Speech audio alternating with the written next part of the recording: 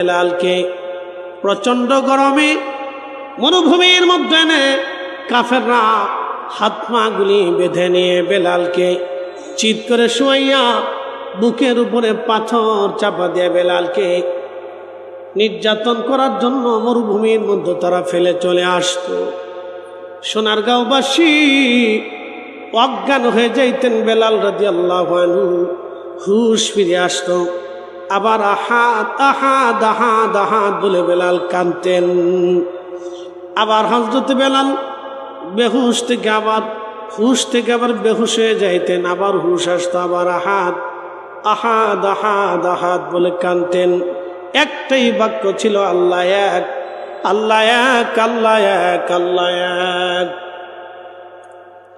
ইন্ডিয়াতে মাঝে মধ্যে মুসলমানদেরকে ধরে ধরে হিন্দুরা পিটায় আর বলে জয় শ্রীরাম বল, জয় শ্রীরাম বল, জয় শ্রীরাম। আমি দেখেছি বৃদ্ধ বৃদ্ধ মুসলমানের দাড়িগুলি টেনে টেনে টেনে টেনে উঠিয়ে ফেলা হচ্ছে আর বলা হচ্ছে বল জয় শ্রীরাম, বল জয় শ্রীরাম। বৃদ্ধ মানুষটা নিজের জীবন বাঁচানোর জন্য বলতেছে জয় শ্রীরাম, জয় শ্রীরাম। কিন্তু বেলাল জীবনের শেষ মুহূর্তটা পর্যন্ত একটা বারের জন্য আল্লাহর জবান থেকে আহাদ শব্দটা বাদ দেন নাই। শুধু আহাদ আহাদ আহাদ বলে বেলাল কাঁদতেন, আবার বেহুশ হয়ে যাইতেন। মারতে মারতে পিঠের চামড়াগুলি খসে খসে পচে পচে গেল, ঘা হয়ে গেল। ওই ঘায়ের মধ্যে বারবার করে বেলালকে মারা হতো। ও নারী সমাজ সুমাইয়াকে ধরে নিয়ে আসা হলো। আবু জাহেল ডাক দিয়ে বলল, সুমাইয়া কালেমা ছাড়বি না জীবন দিবি? সুমাইয়া বলল, আমি গরিব হতে পারি, আমি কৃতদাস হতে পারি। আবু জাহেল, যে সত্যটা হৃদয়ে কবুল করেছি তা কখনো ছাড়ব না। আবু জাহেল হযরত সুমাইয়ার হাত পা গুলি বেঁধে একটা বর্ষা হাতে নিয়ে আবু জাহেল সুমাইয়া রাদিয়াল্লাহু আনহার গুপ্তাঙ্গে বর্ষা দিয়ে খুঁচিয়ে খুঁচিয়ে খুঁচিয়ে খুঁচিয়ে নির্মমভাবে হত্যা করলো। সুমাইয়ার চিৎকারে মক্কার আকাশ পাতাল ভারী হলো। একটা মানুষ সুমাইয়াকে সাহায্য করার জন্য সেই দিন আসে নাই। ঈমান কি জিনিস, কালেমা কি জিনিস, সাহাবীরা কালেমা গ্রহণ করার পরে বুঝলো ঈমান কত কঠিন। হযরত সুমাইয়া শুধু বলতে লাগলো, ইয়া রাব্বি, যেই হেদায়েত তুমি আমার কলবে দিয়ে দিলে আল্লাহ, ওরা আমাকে মেরে ফেলতেছে, ইয়া রব, মৃত্যুর আগে যেন ওই কলিজা থেকে হেদায়েতটা চলে না যায়। হযরত সুমাইয়া কাঁদতে কাঁদতে একটা সময় আর তো চিৎকারে নীরব হয়ে গেল। সুমাইয়া শহীদ হয়ে গেল। হযরত বেলালকে ধরে নিয়ে এইভাবে মারতে লাগা হলো। বহুদিন পর্যন্ত বেলালকে মারা হলো। আবু বকর সিদ্দিক রাস্তার পাশ দিয়ে যাওয়ার সময় দেখে বেলাল অজ্ঞান হয়ে পড়ে আছে। আল্লাহর হাবিবের দরবারে এসে বলল, হুজুর, আপনি যদি বলেন বেলালকে আজাদ করে দিতে পারি। আল্লাহর নবী বললেন, যাও বেলালকে আজাদ করে নিয়ে আসো। হযরত বেলালকে আজাদ করার জন্য বহু অর্থ দিয়ে আবু বকর সিদ্দিক রাদিয়াল্লাহু আনহু বেলালকে কিনে নিয়ে আসলেন। আল্লাহর হাবিব হিজরত করে মক্কা থেকে মদিনাতুল মুনাওয়ারায় চলে গেলেন। চলে যাওয়ার পরে মসজিদে নববী প্রতিষ্ঠিত হলো। নবীজি মসজিদে নামাজ পড়বেন, এখন আজান কেমনে হবে, কিভাবে সাহাবীদেরকে মসজিদে ডাকা হবে, এক একজন সাহাবী এক একভাবে পরামর্শ দিচ্ছিলেন। আল্লাহর নবী ঘুমিয়ে গেলেন। রাত্রিবেলা আমার রব নবীজির ঘুমের মধ্যে স্বপ্নে আল্লাহ ওহী করলেন, আজান প্রবর্তন করে দিলেন। যে আজানটা বর্তমানে আমরা দিই, এইভাবে নবীজিকে আল্লাহ আজান শিখাই দিলেন। আশহাদু, আল্লাহর পরে আশহাদু আন্না মুহাম্মাদুর রাসূলুল্লাহ। আল্লাহর পরেই নবীর নাম আমরা লাগাই নাই, আল্লাহর পরেই নবীর নাম আমার আল্লাহ নিজে লাগাই দিয়েছে। এর অর্থ হচ্ছে আল্লাহ তার রাসূলকে এত বড় সুপ্রিম পাওয়ার, এত বড় মর্যাদা দিয়েছে। আশহাদু, আল্লাহর পরে আশহাদু আন্না মুহাম্মাদুর রাসূলুল্লাহ আমরা লাগাই নাই, আল্লাহ নিজে লাগাই দিলেন। অতএব আল্লাহর জিকির যেইখানে নবীর দুরূদ হবে সেইখানে, আল্লাহর আইন যেইখানে নবীর সুন্নত থাকবে সেইখানে, আল্লাহর প্রতি ঈমান যেখানে মুহাম্মাদুর রাসূলুল্লাহ থাকবে সেইখানে, নারে তাকবীর যেখানে নারায়ে রিসালাতের স্লোগান হবে সেইখানে। কথা কন না কেন?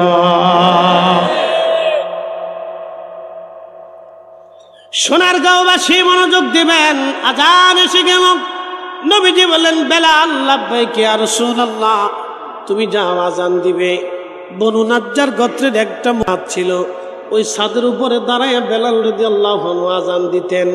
সেই ছাদের ওই অংশটুকুন এখনো মসজিদে নববীর ভিতরে পড়ে গেছে।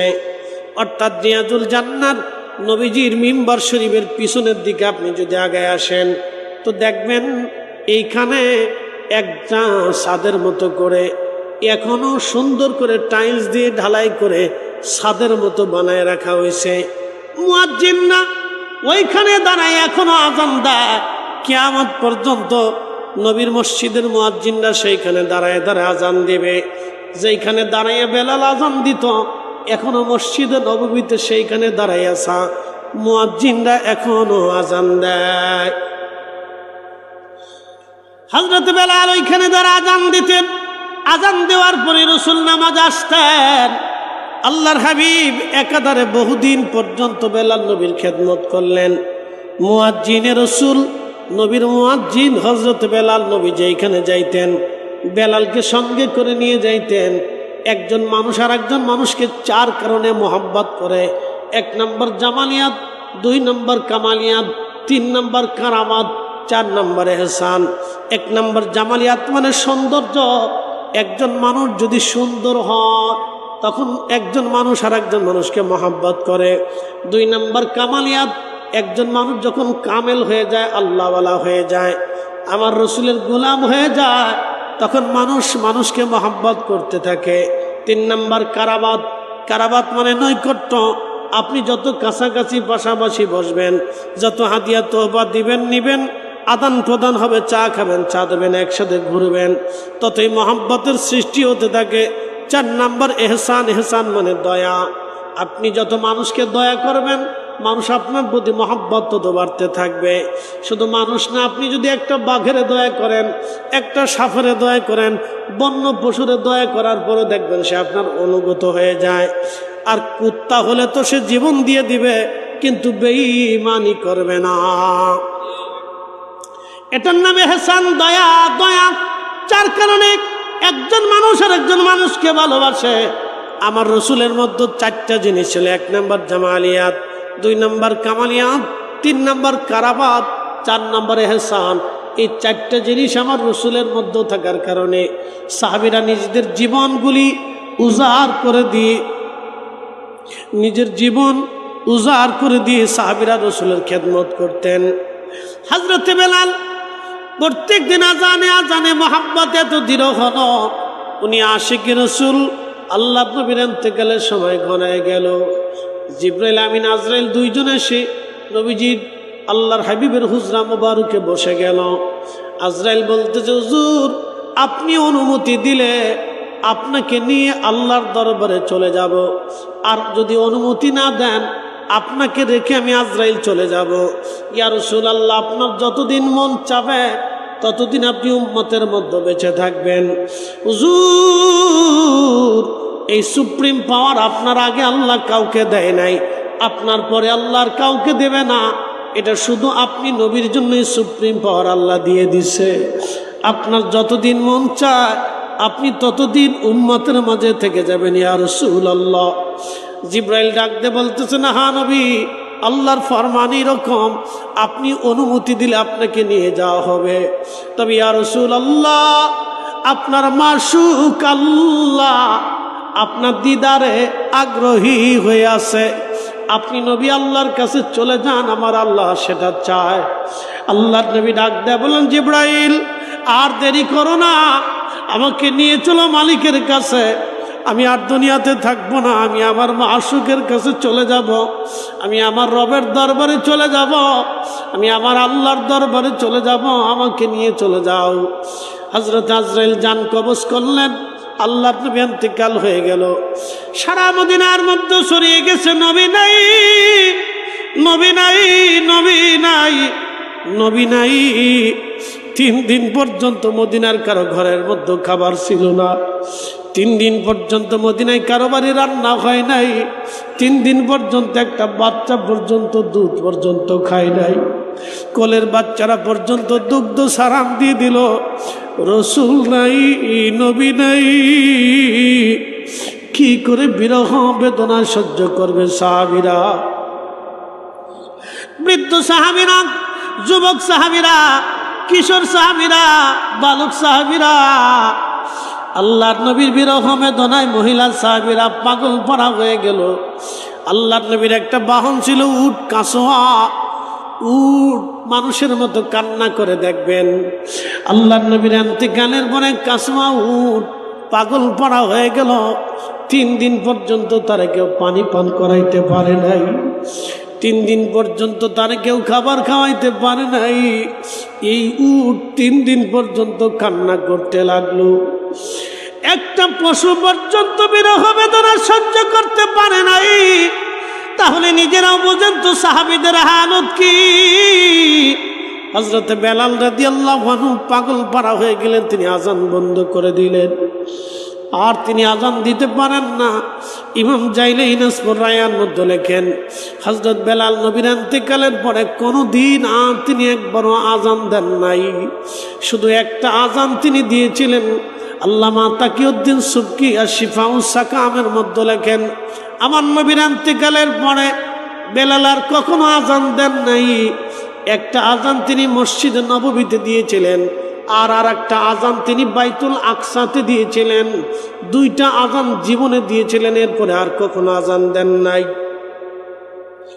হযরত বেলাল গাঠরি বেঁধে আবু বকরের সামনে দাঁড়াইল, হুজুর বিদায় দেন, আমি চলে যাব সিরিয়ার দামেস্ক। ইমাম জাইলানী নাসবুর রায়ার মধ্যে লেখেন, তখন বেলাল রাদিয়াল্লাহু তাআলা আনহু যখন বিদায় চাইল, আবু বকর অনেক কথা, ওরে বেলাল তুমি থাকো, তুমি আজান দাও। আবু বকরকে বেলাল ডাকতে বলল, বেলাল, আবু বকর তুমি কি আমাকে কিনেছ? তোমার নিজের জন্য না আল্লাহর জন্য? বলে, বেলাল রে, আমি তোমাকে কিনে আজাদ করেছি আল্লাহর জন্যে। আমার প্রতি তোমার প্রতি কোনো হক নাই, তোমার প্রতি আমার কোনো দায়িত্ব কর্তব্য নাই, তোমাকে স্বাধীন করে দিয়েছি। বলো। বেলাল বলল, আবু বকর যেটা আমি পারবো না আমাকে অনুরোধ করবেন না, আমি আর আজান দিতে পারবো না, আমি অক্ষম, আমার দ্বারা এই আজান দেওয়া সম্ভব হবে না। কারণ সবাই বিরহ বেদনা সহ্য করতে পারে না। পৃথিবীতে বহু হাজি দেখবেন রওজা শরীফে যাওয়ার পরে, আমি নিজে চোখে দেখেছি 3 প্রকারের হাজি। এক প্রকারের হাজি রওজার মধ্যে ঢুকে রওজা শরীফের পাশ দিয়ে যাওয়ার সময় শুধু সালাম দিয়ে চলে যায়। আর এক প্রকারের হাজি রওজা শরীফ দেখলে অজর দ্বারাই চোখের পানি ফেলে ফেলে কান্না করতে থাকে, আর অত্যন্ত আদবের সাথে সালাম দিতে থাকে। আর এক প্রকারের হাজি দেখছি রওজার পাশে দাঁড়ায় সেলফি তুলে। আহা, ও হাজি নিজেও জানে না এই মজলিসে আমার রাসূল ঘুমানো আছেন, এই রওজা শরীফ আমার নবী জিন্দা, এই রওজা মোবারকে বসে নবী দেখে আমার কোন উম্মত আসছে, এই রওজা মোবারকে নবী দেখে আমার কোন আশিক আসছে, আমাকে কে সালাম দিল, আমার পাশে কে দাঁড়ায় গেল, আমার সাথে কে কথা বলে গেল, আমার সাক্ষাতে কে আসলো, আমার নবী রওজা মোবারক থেকে দেখে। এই জন্য আল্লাহর নবী বললেন, মান জারা কবরি ওয়াজাবাত লাহু শাফাআতি ইয়াউমাল কিয়ামাহ। দুনিয়াতে যে আমার রওজা জিয়ারত করবে, কিয়ামতের ময়দানে তাকে সুপারিশ করা আমি নবীর জন্য ওয়াজিব হয়ে যাবে। চিৎকার মেরে ধরে বলেন না ইয়া রাসূলুল্লাহ। আহা, আমি নিজে এই প্রকারের হাজি দেখছি, বাপরে বাপ, কত কোয়ালিটির হাজির রে ভাই। কোন হাজির আছে কোনো অনুভূতি নেই, আল্লাহু আকবার, হাজি চলে আসতেছে কোনো অনুভূতি নেই, শুধু সালাম দিয়ে চলে আসতেছে। সে ভাবেই না, বুঝতেই পারে না এখানে রাসূল করিম জিন্দা। আল আনবিয়া ওয়াহইয়াউন ফি কুবুরিহিম, নবীরা তার রওজাতে জিন্দা। রাসূল দেখে আমার কোন উম্মত আসলো, কে আমাকে সালাম দিল। একসাথে বলবেন আল্লাহু আকবার। বেলাল বিরহ বেদনা সহ্য করতে না পারে তিনি চলে গেলেন, মদিনাতে থাকতে পারেন। দেখবেন আমার দিকে তাকান, মা সন্তান মারা যাওয়ার পরে সবাই ভুলে যায়, কিন্তু মাটা ভুলতে পারে না। কথা ঠিক আছে না ভাই? ওই মা জানালার পাশে সন্তানের কবরের দিকে তাকায় বসে কাঁদে। মা সন্তানের জামা ধরে কাঁদে, সন্তানের খাটের পাশে বসে মা কাঁদে, ছেলেটার বই ধরে মা কাঁদে, ছেলেটার কবরের পাশে দাঁড়ায় দাঁড়ায় মা কাঁদে। সবাই ভুলে যায়, কিন্তু মা ভুলে না। ও মা কাঁদতে থাকে। কারণ কি? মায়ের দয়া বেশি। মাটা বিরহ বেদনা সহ্য করতে পারতেছে না। সে যে সন্তান ছেড়ে দিছে, সন্তান চলে গেছে, এই বিরহ মার সহ্য হচ্ছে না। কিন্তু মা চলে গেছে কবরে, সন্তান ভুলে গেছে, সন্তান মার কথা মনে নাই, কবরের পাশেও যায় না। আর শতান আজাজিলের পাল্লায় পড়লে তো দুয়াও ভুলে গেছে, দুয়াও মানে না। কি কথা কন না কেন? আহা, জিন্দিগি বরবাদ। কষ্ট হতেছে আপনাদের? বিবেক থেকে কিছু বুঝে যেতে হয়, সব কিছু দলিল থেকে হয় না। সব শুধু দলিল থেকে হয় না, বিবেক থেকে বুঝতে হয়। অনেকে বলে হুজুর আবেগ দিয়ে কি ধর্ম চলে? আবেগ ছাড়া ধর্ম হয় না। বাপরে, গসলুল মালায়েকা হযরত হানজালা উহুদের যুদ্ধের ময়দানে বিনা গোসলে চলে গেলেন, দলিলে যায় নাই, আবেগে চলে গেছে। হযরত মালিক ইবনে সানানা রক্ত পান করেছিলেন, দলিলে না আবেগে। ওয়াসাল কারণী দাঁত ভেঙেছিলেন, দলিলে না আবেগে। আবেগে আবেগে। হযরত আবু বকর সিদ্দিক তার 5 বছরের একটা মেয়ে 50 ঊর্ধ্ব একজন রসুলের কাছে বিয়ে দিলেন। আচ্ছা বলেন তো, আমি যত সুন্দর বক্তা হই, আপনার 5 বছরের মেয়েটা আমার সাথে বিয়ে দিবেন? জীবনেও না, কোনো বাপ মেনেই দিবে না, বলে এটা অসম্ভব, হবেই না। আল্লাহ নবী বারবার বলেন, আবু বকর তোমার আয়েশা তো ছোট্ট। ইয়া রাসূলুল্লাহ, ছোট না বড় আমি বুঝি না, আমি চাই রসুলের সাথে আমার আত্মীয়তা হবে। ইয়া রাসূলুল্লাহ, আপনি বারবার বারবার অনুরোধ করে, হুজুর কবুল করেন, হুজুর কবুল করেন, আমি আত্মীয় হতে চাই, আপনার সাথে আত্মীয়তা করতে চাই। বুঝতে পারছেন? হযরত আবু বকর দলিলে আম্মাজানকে রসুলের সাথে বিয়ে দিতে যান নাই, আবেগে গিয়েছিলেন, দলিলে না, আবেগে গিয়েছিলেন, আবেগে। মালিক ইবনে আনাস রাদিয়াল্লাহু আনহু মদিনার ইমাম, 80 বছর মদিনার সীমানার ভিতরে একটু থুতু ফেলেন। আমরা 8 দিনে কতবার থুতু ফেলছি, জুতা ছাড়া 1 মিনিট হাঁটতে পারি। আল্লাহু আকবার। তিনি 80টা বছর মদিনায় জুতা পরেন, 80 বছর পায়খানা পেশাব করেন, 80 বছর থুতু ফেলেন। লোকেরা জিজ্ঞেস করলো, ইমাম কোন দলিলে? উনি কোনো দলিল দেন না। এত বড় শরীয়তের একজন প্রণেতা, আপনি একটু চিন্তা করেন। উনি পৃথিবীতে 4 ইমামের এক ইমাম, মুস্তাহিদ তবকার প্রথম মুস্তাহিদ উনি, মুস্তাহিদদের প্রথম তবকার মুস্তাহিদ। 4 ইমামের এক ইমাম, কোরআনেরও দলিল দিলেন না, হাদিসেরও দলিল দিলেন না, একটা দলিল দিলেন, যেই মাটির নিচে রসুল ঘুমা, আমি কি করে সেই মাটির উপরে পেশাব করব, পায়খানা করব, জুতা পরব, থুতু ফেলবো? আমি ইমাম মালিকের দ্বারা সেটা সম্ভব হবে না। একসাথে বলবেন আল্লাহু আকবার। দলিলে না ভালোবাসা? একসাথে বলেন, দলিলে না ভালোবাসায়? ভালোবাসায়, ভালোবাসা। দলিলে না ভালোবাসা, আবেগে। তো আবেগ দিয়ে ধর্ম হয় না, আবেগ ছাড়া রসুলের প্রেম হয় না, আর রসুলের প্রেম না হইলে ঈমান হয় না। কি কথা কর না কেন? রসুলের প্রেম না হইলে কি হয় না? ঈমান হয় না। রসুলের প্রেম হবে, ঈমান হবে, প্রেম হবে না, ঈমান হবে না।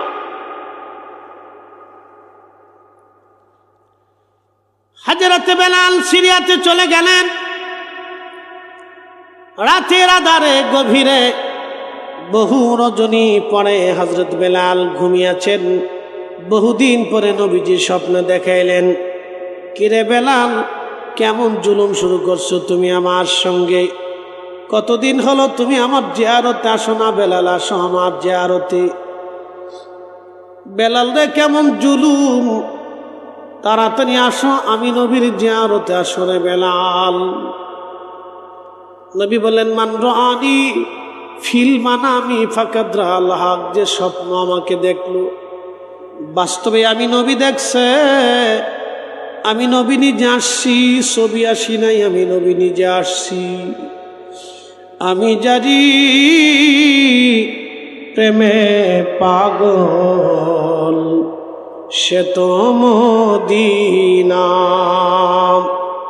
প্রেমানলে উড়ে মরি, প্রেমানলে উড়ে মরি, ওহে রব্বানা। আমি জানি প্রেমে পাগল সে তো মদিনা। আমি জানি প্রেমে পাগল সে তো মদিনা।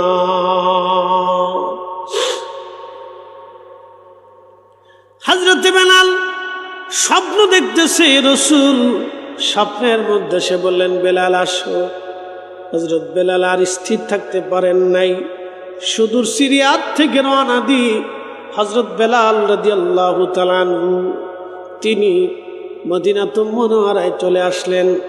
তখন রওজা শরীফ কাঠের জালি দিয়ে সুন্দর করে ঘিরে রাখা ছিল। রওজা শরীফের পাশে বসে বসে রওজা শরীফের সঙ্গে মাথা ঠেকায় বেলাল কাঁদতেছে। ইমাম সুবকি লেখলেন, মাথা ঠেকাইয়া বেলাল কাঁদতেছিল, দুলাবালিগুলি মাথার মধ্যে মাখাইতেছিল। আর বেলাল কান্দার বলে, হুজুর গোলাম আপনার কদম মুবারকে হাজির হয়ে গেছে। আপনি আসতে বলেছিলেন, আমি আসছি। আপনি আমাকে ডাকছিলেন, আমি আসছি। গোলাম আপনার কদম মুবারকে হাজির, গোলাম আপনার কদমে হাজির হয়ে গেছি ইয়া রাসূলুল্লাহ। বেলাল রাদিয়াল্লাহু আনহু রওজা শরীফের পাশে জানি মুবারকের সঙ্গে মাথা ঠেকায় ঠেকায় কাঁদতেছিলেন।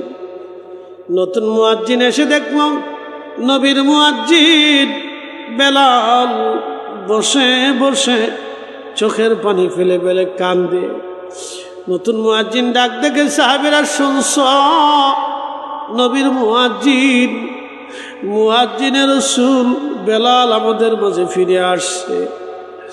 নবীর মুয়াজ্জিন কান্দে, সাহাবীরা এসে দেখে বেলাল বসে বসে কান্দে। বেলালের কান্না দেখে সাহাবীরাও চোখের পানি ফেলে ফেলে গুন গুন করে কান্না করে। কারণ রাসূলের বিরহ বেদনা এত কঠিন, আল্লাহর নবীর বিরহ বেদনা এত কঠিন ছিল, সাহাবীরা নিজেদেরকে স্থির রাখতে পারতেছিল না। বেলাল কান্দে, সাহাবীরা কান্দে। সাহাবীরা বারবার বলল, বেলাল রে আজানটা দাও। বেলাল ডাক ডাকে, সাহাবীরা আমি যেটা পারবো না আমাকে সেটা অনুরোধ করো না। আমি আজান দিলে নবী আসত, আমি কারে আজান শোনাবো? আমার নবীর ইন্তেকালের পরে আমি কখনো আর আজান দেই নাই। আমি নিয়ত করছি, সাহাবীরা রে কখনো আর আজান দিব না, আমাকে অনুরোধ করো না রে সাহাবীরা। সাহাবীরা ডাক দিয়ে বলল, আমাদের কথায় বেলাল আজান দিবে না, যাইয়া দেখো হাসান আর হুসেইন ঘরের মধ্যে আসেনি। 7 নম্বর গেট বাবু সালাম দিয়ে একটা দরজা দিয়ে আপনি হেঁটে হেঁটে যদি চলে যান, দেখবেন একটা মসজিদ আছে, মসজিদে আলী। আসলে এটা মসজিদ ছিল না, হযরত ফাতেমার বাড়ি ছিল, মসজিদ বানায় রাখা হয়েছে। এখানে ফাতেমা হাসান হুসেনকে নিয়ে থাকতেন। সাহাবীরা এখান থেকে হাসান হুসেনকে নিয়ে আসলেন। দেখতে আমার রাসূলের চেহারার মতো ছিল, 2 ভাই নানার চেহারা পাইছিলেন। ইমাম হাসান হুসেন যখন রওজা শরীফের পাশে এসে দাঁড়ায় গেলেন, বেলাল রওজা শরীফ থেকে উঠা ইমাম সুবকি আর শিফাউস সাকামের মধ্যে লেখেন, ইমাম হাসানের বুকের মধ্যে মাথা ঠেকাইয়া গুন গুন করে জড়ায় ধরে কাঁদতেছে। আবার ইমাম হুসাইনের বুকের মধ্যে মাথা ঠেকায় কান্দে। ইমাম হাসান ডাক দে বলো, নানার মুয়াজ্জিন যেই লাহান দিয়া এই মসজিদে আজান দিতা, নানারে শোনাইতা, নানার মুয়াজ্জিন আজকে মিনারায় যাও, আমাদেরকেও একবার আজান শোনাইয়া যাও। প্রিয় উপস্থিতি, হযরত বেলাল এই সময় আর চুপ থাকতে পারেন নাই, স্থির থাকতে পারেন নাই, তিনি দৌড়ায় চলে গেলেন। যে ছাদের উপরে দাঁড়িয়ে আজান দিতেন ওই ছাদের উপরে চলে গেলেন আজান দেওয়ার জন্যে। আল্লাহু আকবার, আল্লাহু আকবার বলে যখন বেলাল টান দিছে, মদিনা রাতের আধারে তাহাজ্জুদের সময় নীরব, মদিনার ঘরে ঘরে ঘরে ঘরে আজানের আওয়াজ ছড়িয়ে গেল। মদিনার মানুষ মসজিদে নববীর দিকে কান লাগায়, আশহাদু আল্লা ইলাহা ইল্লাল্লাহ বলে যখন বেলাল টান দিছে, মদিনার ঘর থেকে মহিলারা, বাচ্চারা, বালকরা, যুবকরা, সাহাবীরা বের হয়ে দৌড় মারছে। ইমাম সুবকি লিখতেছেন সবার মুখে একটা বাক্য ছিল, নবী কি ফিরে আসছে, নবী কি ফিরে আসছে ডি, নবী বুঝি ফিরে আসছে, নবী কি ফিরে আসছে ডি, নবী আসছে ডি। সারা মদিনায় কান্নার রোল পড়ে গেল। মদিনার সব, এমন কোনো বাচ্চা নাই, এমন কোনো বালক নাই, এমন কোনো কিশোর নাই। সারা মদিনায় কান্না, শুধু কান্না, কান্না, রোল রোল পড়ে গেল মদিনায়। ইমাম তাকিউদ্দিন সুবকি লিখতেছেন, যখন হযরত বেলাল আশহাদু আন্না মুহাম্মাদার রাসূলুল্লাহ এই শব্দ বলে যখন টান দিয়েছে, আল্লাহু আকবার, মদিনার মাটি থরথর থরথর করে কেঁপে উঠছে। চিৎকার মেরে ধরে বলেন না, ইয়া রাসূলুল্লাহ। পৃথিবীতে কারো আজানে কখনো মাটি কাঁপবে নাই, আর কখনো পৃথিবীতে কারো আজানে মাটি কাঁপবে না, কিন্তু বেলালের আজানে সেই দিন থরথর করে জমিন মাটি কেঁপে উঠল। বুঝতে পারতেছেন পৃথিবীতে জমিন পর্যন্ত ইশকে রাসূলে কেঁপে উঠছে। তাহলে এবার বুঝতেই পারতেছেন সাহাবীদের কলিজার হালত কি। সাহাবীরা জায়গায় জায়গায় কাঁদতে কাঁদতে বসে পড়ল। সবাই শুধু বলে, রাসূল আসছে রে,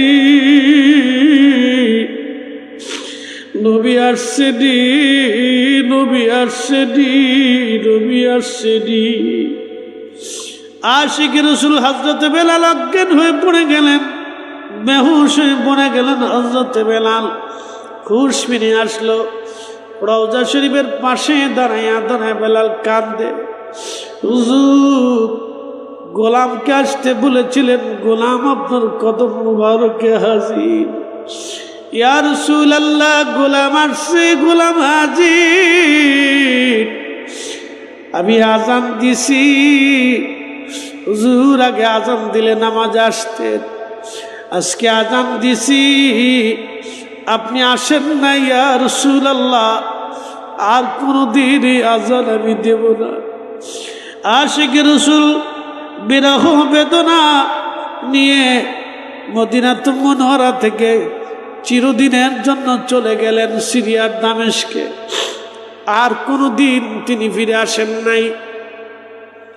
আর একটা আজান হযরত বেলাল শুধু বাইতুল আকসাতে দিয়েছিলেন। হযরত ওমরের আমলে যখন বাইতুল আকসার বিজয় হলো, তখন হযরত বেলাল বাইতুল আকসাতে গেলেন। আবু দারদা রাদিয়াল্লাহু আনহু, হযরত ওমর রাদিয়াল্লাহু আনহু, আরো অনেক সাহাবী ওইখানে উপস্থিত। হযরত ওমর অনুরোধ করলো, বেলাল, মদিনাতে যে আজানটা দিতা, একটা আজান তুমি বাইতুল আকসাতে দাও। কোনদিন তুমি বাইতুল আকসা আজান দাও নাই। বেলাল বলে, ওমর অনুরোধ করো না, নবীর ইন্তেকালের পরে আমি আর আজান দেই নাই, আজান দিতে পারি না, আমার সহ্য হয় না। আশহাদু আন্না মুহাম্মাদুর রাসূলুল্লাহ, এই নামটা শুনলে আমি বেলাল স্থির থাকতে পারি না। ওমর রে, আমার অনুরোধ কইরো না। হযরত আবু দারদা বলে, বেলাল রে একবার আজান দাও।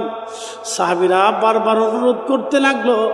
বেলাল যখন বাইতুল আকসায় দাঁড়াইয়া মসজিদে নববীর সুরে নবীর মুয়াজ্জিন যখন আজান শুরু করলো, আল্লাহু আকবার, আহা, হযরত ওমর স্মৃতি রসুলের কথা মনে করে বাইতুল আকসার সামনে হযরত ওমর কাঁদতে কাঁদতে বসে পড়লেন। হযরত ওমর কাঁদতে লাগলেন। আবু দারদা রাদিয়াল্লাহু আনহু ধুলোবালির মধ্যে গড়াগড়ি করতে লাগলেন। সহ্য করতে পারতেছিলেন না, বিরহ বেদনা বাইতুল আকসার ধুলোবালির ভিতরে গড়াগড়ি করতে লাগলেন। সাহাবীরা পেরেশান হয়ে গেলেন। নবমুসলিম যারা, তারা বুঝতে পারলেন বেলালের আজানের প্রয়োজন, এবং খ্রিস্টান যারা ছিল তারা পর্যন্ত স্তব্ধ হয়ে গেল। মুসলমানের মুয়াজ্জিনের আজান এত সুন্দর, সাহাবী রাসূলের আজানের এত বরকত, এত প্রয়োজন। হযরত বেলাল হাসরের ময়দানে আর একটা আজান দিবে, জান্নাতের ভিতরে আমার আল্লাহ তারে দিয়ে আজান দেওয়াবে। চিৎকার মেরে ধরে বলেন না ইয়া রাসূলুল্লাহ, আমি জানি প্রেমে পাগল সে তো মদিনা, আমি জানি প্রেমে পাগল সে তো মদিনা। প্রেমানলে পুড়ে মরি, প্রেমানলে পুড়ে মরি, ওহে রব্বানা, আমি জানি প্রেমে পাগল সে তো মদিনা। অনেক কিছু নিবেন না প্রিয় ভাই আমার, এই উম্মতের কোনো উপকার হয় না। দোয়া বন্ধ করে দিয়ে এই উম্মতের উপকার হয় নাই। কোরআন খতম বন্ধ করে দিয়ে উম্মতের উপকার হয় নাই। এটা আল্লাহর কালাম, মুসলমানের ঘরে তেলাওয়াত না হলে তো হিঁদুর ঘরে হবে না। এটা মুসলমানের ঘরেই তেলাওয়াত হতে হবে। কথা বলেন ঠিক কিনা? এটা আল্লাহর জিকির, রাসূলের দুরূদ মুসলমানের বাড়িতেই তেলাওয়াত হবে। মুসলমানের ঘরে নবীর দুরূদ তেলাওয়াত না হলে খ্রিস্টানের ঘরে হবে না। অতএব মুসলমানের ঘরেই নবীর দুরূদ সালাম হতে হবে। কথা বলেন ঠিক কিনা? ও খালি বেদাত বেদাত ফতোয়া দিয়ে বন্ধ করে দিচ্ছে।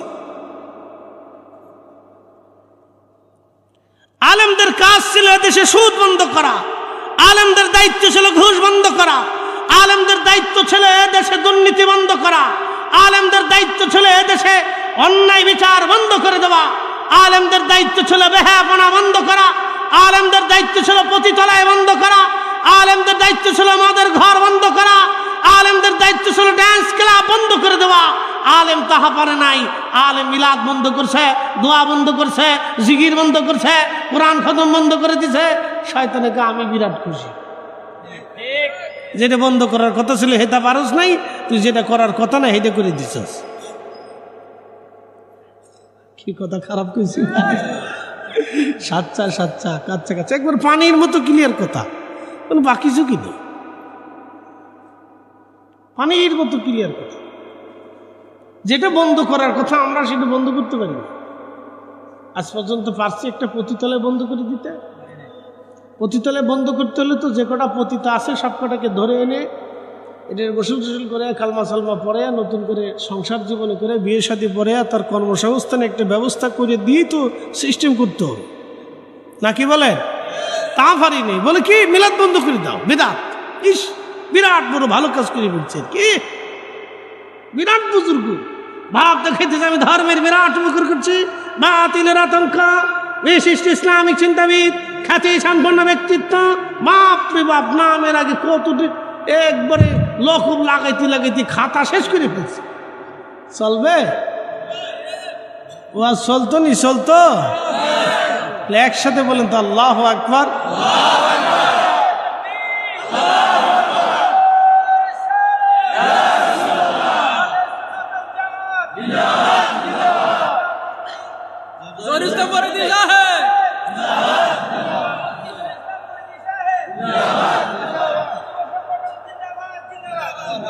আমার একজনে একদিন কইতেছে ফরিদউদ্দিন জহির সাহেবের আগে যাক আগের ডারে ফিসের ডারে আগে দিছো আর ফিসের ডারে আগের ডারে ফিসে দিয়ে দিছো অসুবিধা নেই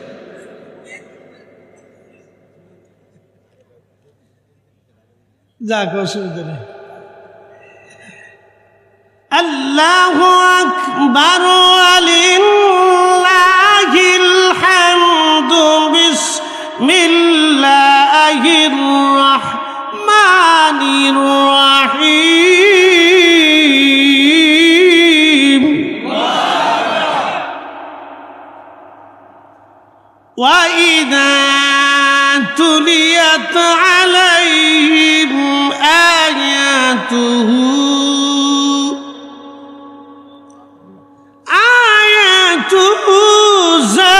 زادتهم إيمانا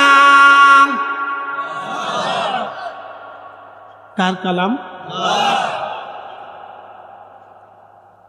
এটা কাগজ সৃষ্টি এটাও কাগজ সৃষ্টি এর ভিতরে যে কালি আছে এটাও সৃষ্টি কিন্তু যে কালাম আছে এটা সৃষ্টি না কাগজ সৃষ্টি কালি সৃষ্টি কিন্তু কালাম সৃষ্টি না ذلك الكتاب لا ريب فيه هدى للمتقين এই কথাগুলি সৃষ্টি না এটা কার কালাম আল্লাহর কালাম আল্লাহর কুদরতি জবান থেকে আল্লাহ বের করে তার হাবিবের কালবের ভিতরে 114টি সূরা 6666 আয়াত 30টা পারার মাধ্যমে আল্লাহ তার হাবিবের কালবের ভিতরে কোরআনকে নাজিল করেছে এটা আল্লাহর কালাম এটা খোদার কালাম এই একটা ঈমানের মাসালা নিয়ে ইমাম আহমদ ইবনে হাম্বল 4 বছর পর্যন্ত জেল খাটছে ক্ষমতার জন্য না পৃথিবীর কোনো ওলির জীবনীতে পাবেন না তারা মসনদের জন্য পাগল ছিল পৃথিবীর কোনো বিশ্ববিখ্যাত ইমাম ও শাইখুল হাদিস মুহাদ্দিস তাদের জীবনীতে দেখবেন না যে তারা মসনদের জন্য পাগল ছিল আমরা পাগল হয়েছি পৃথিবীর কোনো ওলি কোনোদিন কোনো মসনদের জন্য পাগল ছিলেন না কেন ওলিরা জানতেন রাষ্ট্রীয় কোষাগারে গরিব মানুষের রক্ত লেগে থাকে রাষ্ট্রের সম্পদে অভাব অনিত পীড়িত দারিদ্র আর মজলুমের রক্ত আর শ্রমিকের ঘামের অর্থ লেগে থাকে এই জন্য তারা জানতেন এই অর্থ থেকে কোনো খাবার খেলে তাহলে তাদের ইলমুল কাল নষ্ট হয়ে যাবে হিসাব অনেক তাদের মুজাহাদা নষ্ট হবে সেই জন্য পৃথিবীর কোনো ওলি তাদের জীবনীতে নাই তারা কখনো মসনদ নিয়েছে তারা মসনদ ছেড়ে দিয়েছে শাহজালাল রাহিমাহুল্লাহ ইচ্ছা করলে বাংলার মসনদে বসতে পারতেন সেকেন্দারকে দিতেন না খাজা বাবা আজমেরি ইচ্ছা করলে দিল্লির মসনদে বসতে পারতেন মোহাম্মদ গুরিকে দিতেন না মুজাদ্দিদ আল ফিসানি সেরহিন্দি ইচ্ছা করলে দিল্লির মসনদে বসতে পারতেন সম্রাট জাহাঙ্গীরকে পুনরায় তিনি ক্ষমতায় বসাতেন না কুতুবউদ্দিন কাকি নিজামউদ্দিন আউলিয়া ইচ্ছা করলে তারা মসনদে বসে রাজ্য চালাইতে পারতেন কিন্তু চালান নাই সূক্ষ্ম পয়েন্ট এটা অনেক সূক্ষ্ম পয়েন্ট কারণ রাষ্ট্রীয় কোষাগারে গরিবের রক্ত লেগে থাকে কি ভাবতেছেন আপনারা আপনি ঠিক করলেও ঠিক না ঠিক করলেও ঠিক সরকারি 1 টাকা কেউ যদি চুরি করে খায় 18 কোটি মানুষের মামলা কিয়ামতের ময়দানে দেওয়া হবে আপনি ঠিক বললেও ঠিক না ঠিক বললেও ঠিক আল্লাহর কোরআনে যেটা বলছে এটাই ঠিক কি কথা কন না কেন এটাই ঠিক হিসাব অনেক করা এই জন্য হযরত ওমর ডরাইতেন কাঁপতেন ভয় পাইতেন আবু বকর ভয় পাইতেন যে হায় রাত কি না কি হয়ে যায়। নবী বলতেন আল খেলাফতুস সালাসুনা সানা, 30 বছর খেলাফত চলবে, এরপর আর কোনোদিন খেলাফত হবে না। আবু বকর, ওমর, উসমান, আলীর মতো খেলাফত পৃথিবীতে আর কখনো প্রতিষ্ঠিত হবে না। আর ইমাম মাহদী আলাইহিস সালাম আসার পরে সারা পৃথিবীতে ইসলামী হুকুমত তিনি কায়েম করবেন, রসুল যেইভাবে করেছেন সেইভাবে। এর মাঝখানে যে যতই চেষ্টা করুক 100% পিওর হবে না। ধরেন বাংলাদেশের সব আলেম ওলামা পীর মাশায়েখ এক জায়গায় বসলো, সুন্নি, জামাতি, কওমি, লামাযহাবি সব এক জায়গায় বসে তারা সিদ্ধান্ত নিল আগামীর বাংলাদেশে আমরা একসাথে বসে এদেশে আল্লাহর দিন রসুলের সুন্নত তরিকা অনুযায়ী দেশ পরিচালনা করব। সেই জন্য তারা সিদ্ধান্ত নিয়ে এক বাক্যে বসে গেলেন। সারা দেশের মানুষ ঝাঁপায় পড়লেন, বলেন বাংলাদেশ ব্যাংক বন্ধ করার সুযোগ আছে? যদি বাংলাদেশ ব্যাংক বন্ধ করার সুযোগ না থাকে তাহলে সুদও বন্ধ হবে না, আর সুদ বন্ধ না হলে, ব্যাংক বন্ধ না হলে সুদও বন্ধ হবে না। আর সুদ যদি বন্ধ না হয় তাহলে 100% পিওর ইসলামী হুকুমত কায়েম হইল না। কিছু করা যাবে, বেডিরা বেফর্দায় চলে, এদের বুরকা পরানো যাবে, পোলাপানে হাফ প্যান্ট পরে পরে এদের ভিড়ে ফুল প্যান্ট পরানো যাবে, যারা নামাজ পড়ে না তারা কাইক মেরে নামাজ পড়ানো যাবে, চুরি বাটপারি ধরা পড়লে কায়দা মতো বাটাম চালান দেওয়া যাবে, আর জেনা টানা করলে কায়দা মতো বাটাম চালান দেওয়া যাবে। আর যেখানে সেখানে মাইয়ে নিয়ে ঘোরার কোনো সুযোগ টুযোগ নাই। বেডিরা উস্কা ফুসকা যেখানে সেখানে খেতে পারবে না। কি কথা বললে? কথা ক্লিয়ার না ভেজাল আছে? ক্লিয়ার। ঘুষ দুর্নীতি হবে না, এটা ঠিক আছে। চুরি বাটপারি চলবে না, এটাও ঠিক আছে, এটাও চলবে। কিন্তু 100 হবে না। আবু বকর, ওমর, উসমান, আলী যেভাবে করছে ওভাবে হবে না। 180 হইতে পারে, তাও বালা, তাও কি বালা, অসুবিধা নেই তো। চুরি বাটপারি সেটাই বন্ধ নিতে তো আর বালা। আপনি উপস্থিতি খুব মনোযোগ দিয়ে কথাগুলো শুনে যাবেন। নারায়ণগঞ্জবাসী, বন্দরবাসী মনোযোগ দেন। সোনারগাঁও আর বন্দরে চলে গেছি। আচ্ছা অসুবিধা নেই, আচ্ছা অসুবিধা নেই, নারায়ণগঞ্জই তো একই তো জেলা, অসুবিধা নেই। আমরা সৌদি আরব গেলে যে জেলারই লোক কই দেশি, বাঙালি হইলে কই দেশি। লেখাপড়া করেন যখন মাদ্রাসায় পড়ছি তখন যেই জেলার ভিতরে হইলি সারে বলে আমার দেশি। কি আমার দেশি?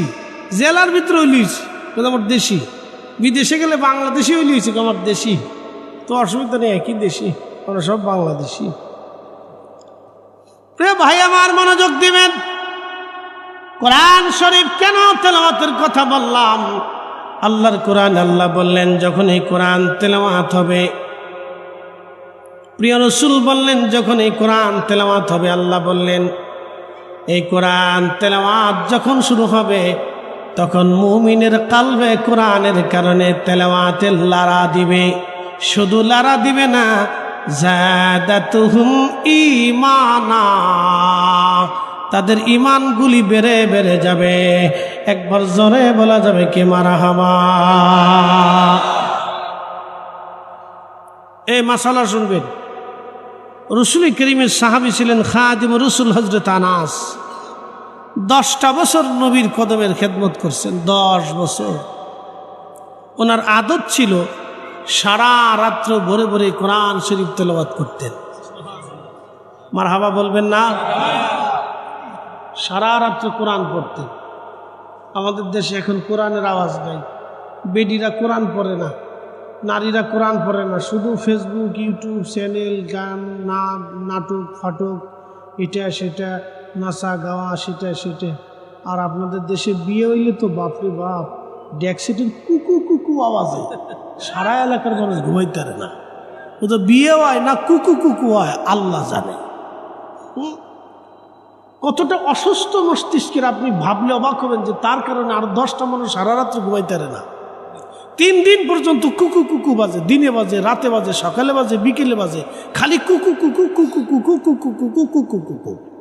অসুস্থ রোগীর অসুস্থতা বাড়ে, হার্টের রোগীর হার্টের সমস্যা বাড়ে, প্রেশারের রোগীর সমস্যা বাড়ে, যারা ব্রেনের সমস্যা রোগী তাদের প্রবলেম বাড়ে। ওর কুকু কুকু বাজাইতেই হবে। ওর বিয়েতে বলে কুকু কুকু না বাজালে বলে বিয়ে হয় না। আরে বেটা, যেই বিয়েতে কুকু কুকু বেশি হয় ওই বিয়ের ভিতরে বরকত থাকে না, ও শয়তান পয়দা হয়। কি কথা কন না কেন? উচিত বললে তো আপনারা বলবেন যে হুজুরের মুখ খারাপ। এই সমাজ গুণে দূরে গেছে। আল্লাহ রসুলের সাহাবী খাদেম রসুল হযরত আনাস সারা রাত্র ভরে কোরআন শরীফ পড়তেন। কোরআন শরীফ শেষ হওয়ার এক পারা অথবা দুই পারা আগে কোরআন শরীফ পড়ার পরে নবীজির খাদেম রসুল তিনি কোরআন শরীফ বাকি রেখে দিতেন, বাড়ি চলে যাইতেন, সন্তানদেরকে ডাকতেন। ওনার 100-র মতো সন্তান আল্লাহ তাকে দিয়েছিলেন। জোরে বলা যাবে কি মারহাবা? 100-র মতো আল্লাহর সন্তান দিয়েছিলেন। মনোযোগ দিয়ে কথাগুলি শুনে যাবেন। আল্লাহর নবীর দরবার একদিন খাদেম এসে বলে, ইয়া রাসূলুল্লাহি, আপনি আমার জন্য একটু দোয়া করে দেন। নবীজি বলেন, খাদেম কি দোয়া চাও? বলে, হুজুর আমার সন্তান এবং সম্পদে যেন আল্লাহ বরকত দিয়ে দেয়। আল্লাহর নবী হাত বাড়িয়ে বললেন, ইয়া রাব্বি, আমার খাদেম আমার আনাস সন্তান এবং সম্পদে বরকত দিয়ে দাও। নবীর দোয়া কখনো বিফল হয় না, আসমানে কবুল হয়ে গেল। আল্লাহ তাকে এত পরিমাণে সন্তান দিল, দিতে দিতে আল্লাহ 100টা সন্তান দিল। আল্লাহ তারে এত পরিমাণে সম্পদ দিল, দিতে দিতে হাজার হাজার কোটি টাকার মালিক বানাইল। সবার খেজুর গাছে খেজুর ধরত একবার, ওনার খেজুর গাছে খেজুর ধরত 2 বার। সবার খেজুর গাছে খেজুর ধরত একবার, ওনারটাই খেজুর আসতো 2 বার। সবার উটের বাচ্চা হতো একটা, ওনারে আল্লাহ দিত 2টা। সবার ছাগলের বাচ্চা হতো 2টা, ওনার হইতো 4টা। সবার উটের দুধ হইতো 10 কেজি, ওনার দুধ হইতো 20 কেজি। সবাইরে আল্লাহ যা দিত ওনার আল্লাহ ডাবল ডাবল দিত। এটা আমার রসুলের দোয়ার